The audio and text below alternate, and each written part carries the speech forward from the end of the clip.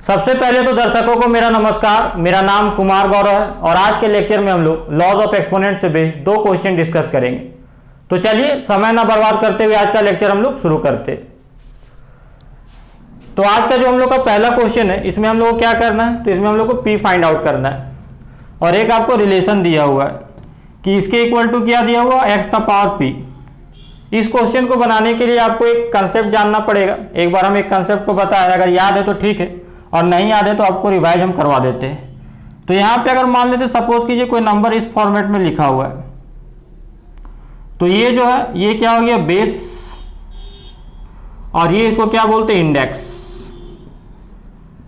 तो कोई भी रूट वाला नंबर को आप पावर के फॉर्म में, एक्सपोनेंट के फॉर्म में लिख सकते हैं। जैसे ही इसको एक्सपोनेंट के फॉर्म में लिखेंगे तो बेस को तो लिखना ही है और जो इंडेक्स है उसका रेसिप्रोकल हो जाता है 1/p। तो ये कंसेप्ट का आपका जरूरत पड़ेगा पहला क्वेश्चन में। तो ये आपको लिखना नहीं है, तो ये बॉक्स बना के हम रख देते हैं इसको, तो ये आपके समझने के लिए। अब पहला क्वेश्चन का हम लोग सॉल्यूशन करते। तो ये आपको रिलेशन दिया हुआ वी हैव, आपको p का वैल्यू फाइंड आउट करना है। तो ये तो आपका x का पावर 60, ये आपका x टू दी पावर 60, ये आपका क्या हो गया, बेस। ये जैसे रूट हटेगा, इसका क्या इंडेक्स 4, तो 4 क्या हो जाएगा, 1/4। तो ये वाला जो अब दिख रहा है, ये जो फॉर्मेट है उसको हम लोग एक्सपोनेंट के फॉर्म में चेंज कर रहे हैं। उसके बाद उस पर पावर क्या है, तो उस पर रूट लगा हुआ है, उस पर इसका इंडेक्स क्या है 5, तो ये क्या लिखेंगे 1/5। और फिर इस पे जो हम लोग का पावर है ये क्या है, क्यूब रूट ऑफ 3, तो यहाँ पे इंडेक्स 3 है तो क्या हो जाएगा 1/3। और यहाँ पे आपका इक्वल टू क्या दिया हुआ, एक्स का पावर पी। आपको हम पहले बता चुके हैं कि पावर पे पावर, पावर पे पावर, पावर पे पावर रहेगा तो क्या होगा, सिर्फ मल्टीप्लाई होगा, गुना हो जाएगा एक पावर दूसरे पावर में। तो बेस क्या था एक्स, पावर पे पावर जितना भी रहेगा गुना हो जाएगा। तो पावर क्या 60, 1/4, 1/5 और 1/3, जितना पावर था मल्टीप्लाई हो गया। और इधर इक्वल टू एक्स का पावर पी।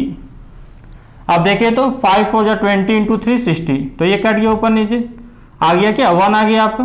तो बेस सेम है तो पावर क्या होता है, इक्वल। तो ये आपका p इक्वल टू क्या आ गया 1।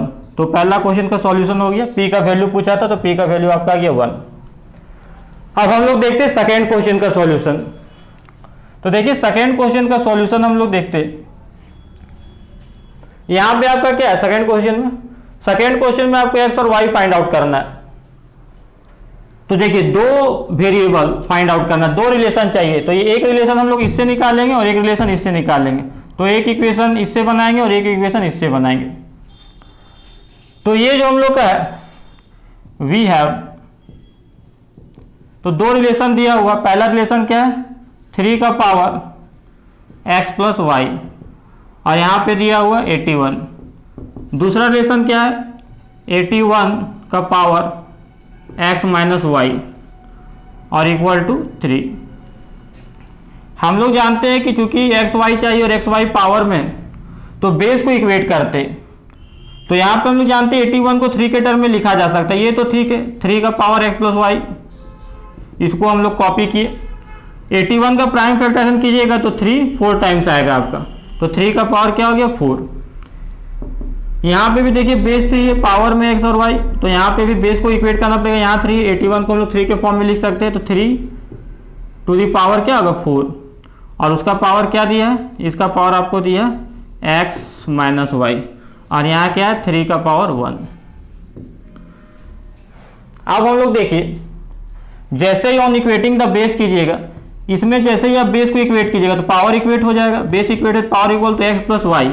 इसके नेक्स्ट स्टेप क्या होगा, x plus y equal to आपका क्या आ गया 4, और यहाँ से आपका क्या आएगा, यहाँ से देखिए पावर तो बेस तो मतलब कि इक्वल हो गया, तो पावर भी इक्वल होगा। पावर यहाँ पे 1 है, पावर पे पावर अभी क्या देखिए मल्टीप्लाई होता है, 4 इससे मल्टीप्लाई हो जाएगा। तो यहाँ पे आपका 4 इंटू एक्स माइनस वाई, ये पावर पे पावर मल्टीप्लाई हो गया, और यहाँ पे पावर क्या है 1, बेस सेम था तो पावर इक्वल हो गया। तो ये दो रिलेशन आया हम लोग का, पहला रिलेशन ये और दूसरा रिलेशन ये। इसको हम लोग मान लेते पहला रिलेशन को ए और दूसरा रिलेशन को बी। इसका हम लोग को मानने की कोई ज़रूरत नहीं था।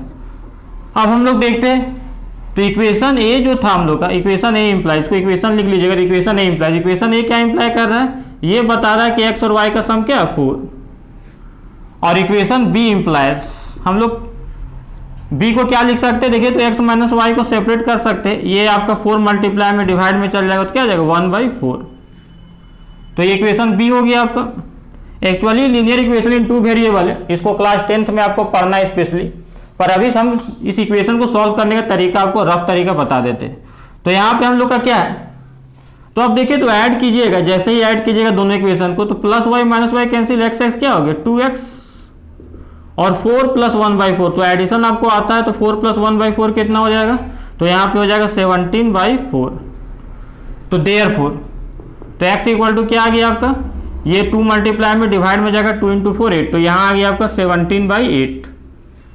अब x आ गया 17/8, तो यहाँ पे आप जानते हैं कि x का वैल्यू कहीं पे भी पुट करके आप y निकाल सकते हैं, ये इक्वेशन को लीजिए चाहे ये इक्वेशन को, दोनों में से कोई, तो इस इक्वेशन को हम लोग लेते हैं, यहाँ में भी कोई इक्वेशन ले सकते हैं। तो यहाँ पे आपका x + y इक्वल टू क्या था 4, x आपका क्या निकला 17/8 निकला, प्लस y इक्वल टू 4, तो y का वैल्यू आपको निकालना है, तो ये 4, ये प्लस में था तो उधर माइनस में गया तो 17/8। तो यहाँ पे एलसीएम कितना आ जाएगा 8, तो आप जानते होंगे फ्रैक्शन वाला सबट्रैक्शन, तो यहाँ 32 आ गया और -17, तो 32 - 17, तो यहाँ क्या बच गया आपका 15/8, तो ये आपका आ गया 15/8। तो x का वैल्यू आपका 17/8 और y का वैल्यू आपका 15/8। तो चलिए अब हम लोग मिलते हैं नेक्स्ट लेक्चर में, तब तक आप लोग अपना ख्याल रखिएगा।